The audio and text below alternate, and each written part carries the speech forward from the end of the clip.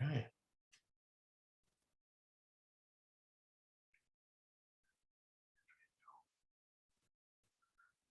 All right. Is it time? 3 o'clock. All right. Hey, this is Gary with Protractor Archery, and it's Thursday, 3 o'clock. It's time for Archery Talk with Protractor.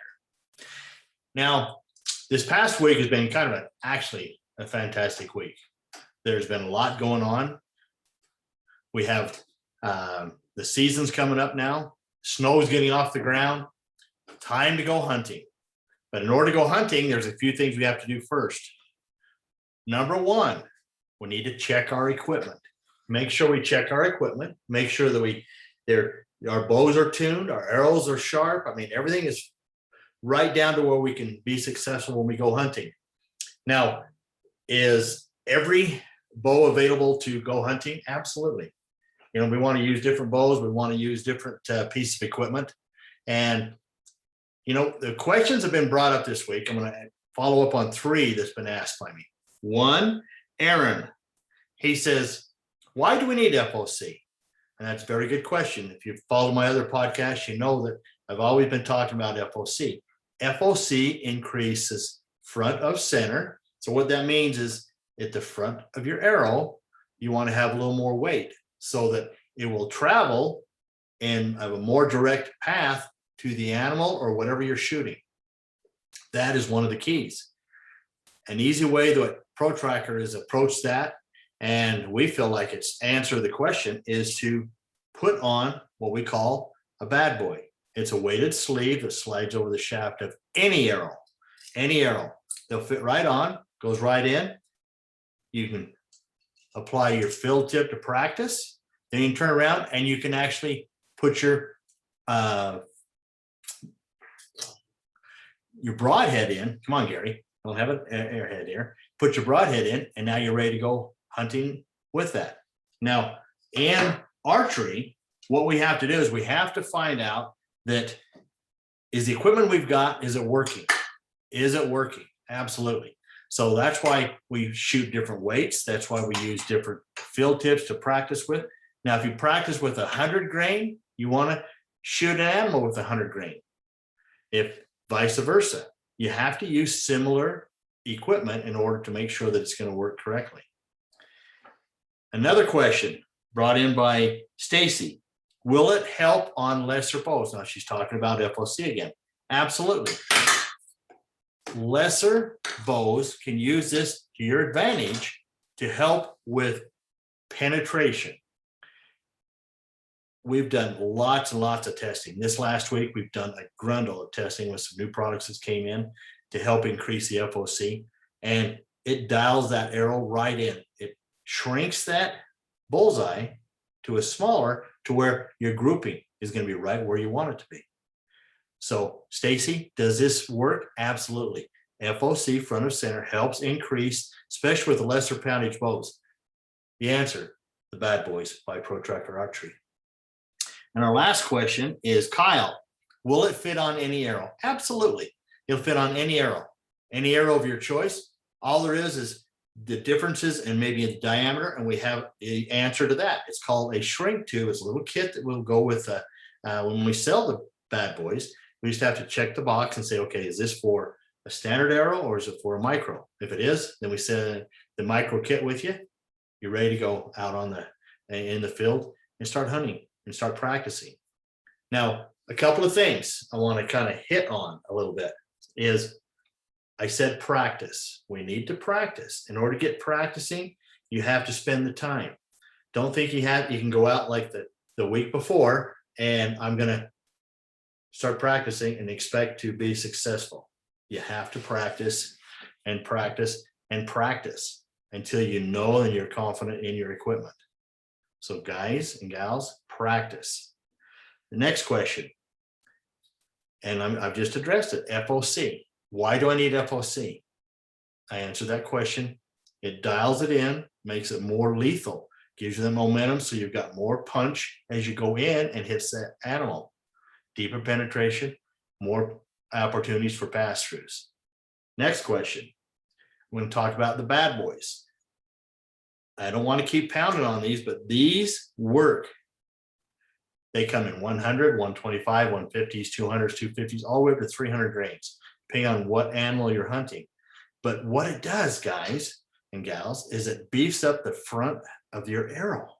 So as you hit that animal where this is slid over the shaft, it beefs it up and does not let it snap off when it goes in and hits the animal. If it hits a bone, your arrow is going to break right where that weakest part is as it starts to turn and twist. The bad boys answer that question by beefing that up. That works, guys. It does. Next one. Everybody's getting excited about turkey hunting. So I've been practicing. Now, I don't know how good I am, but that's the same thing, is you have to practice. Go out and practice. If you're going to call, you don't want to be calling to where you're chasing them away. You want to be calling to where you're bringing them in. Now, what's the ideal range when you go turkey hunting? It depends on how far your decoy is out there. So remember, when you put that decoy out, range it, know how far out it is so that you're using the right pins. Don't try to take the shot and do a Hail Mary or do one out there that's a little farther than what you feel comfortable with.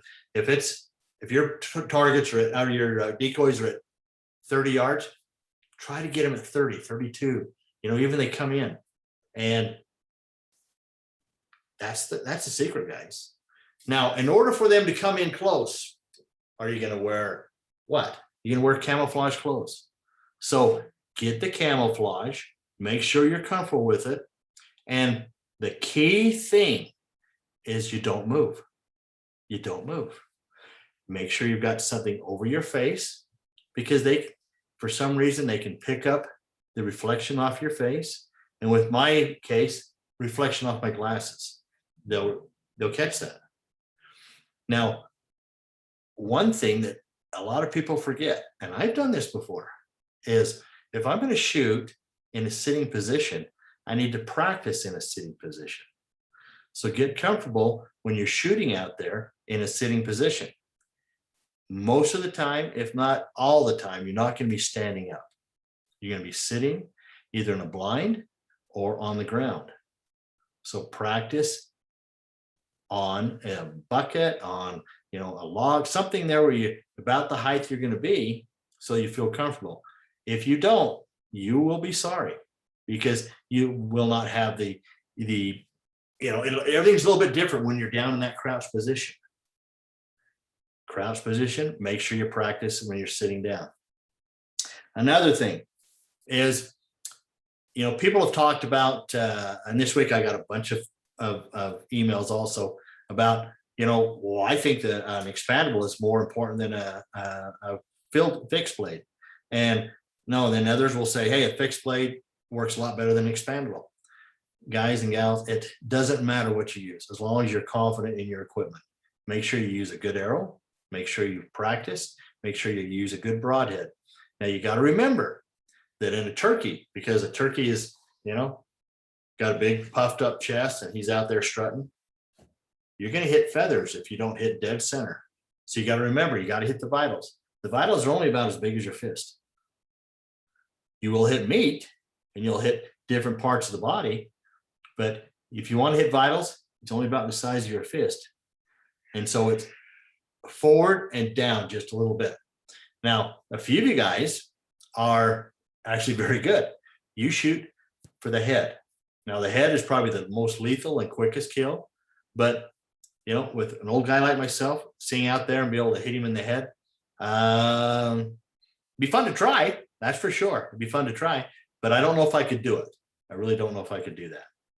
So some of the key things: practice in a sitting position.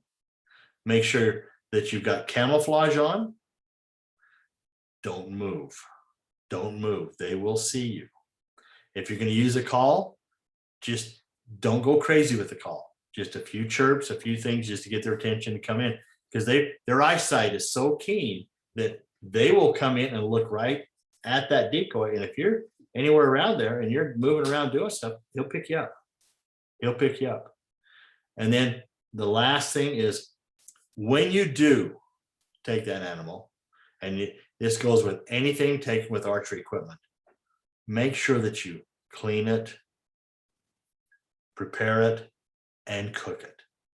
Make sure that you do use all the resources that we've been blessed with, and that's to go hunting is wild game. Wild game tastes so good.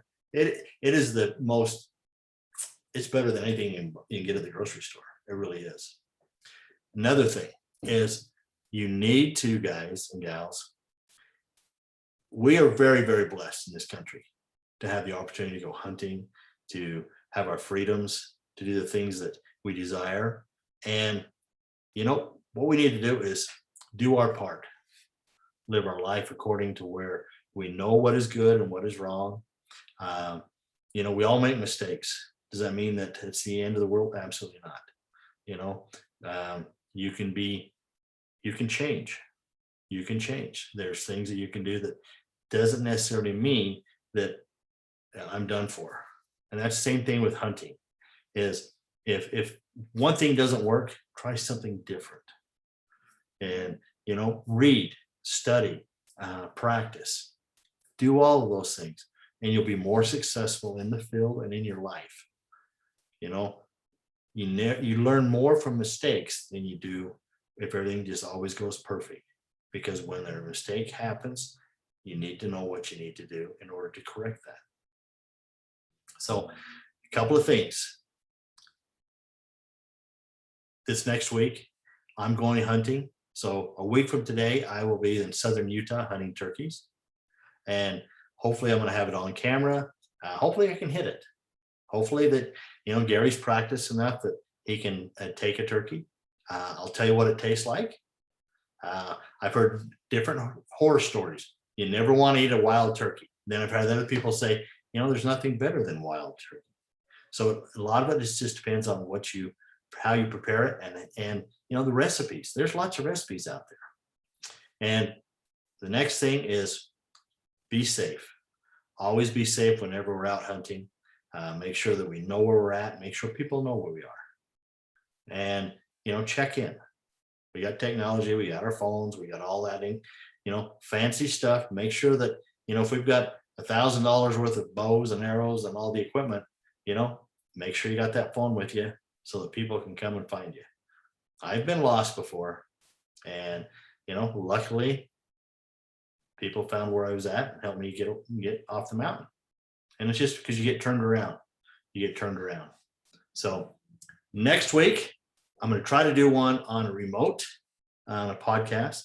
Hopefully, you guys will tune in. Again, if you got any questions, email me at gary@pro-tracker.com and ask me any questions about, anything you like, and I'll do my best to see if I can answer them. So remember, Pro Tracker Archery, FOC, the bad boys, they work. This is Gary with Pro Tracker Archery. Thanks for tuning in, and I'll see you next time.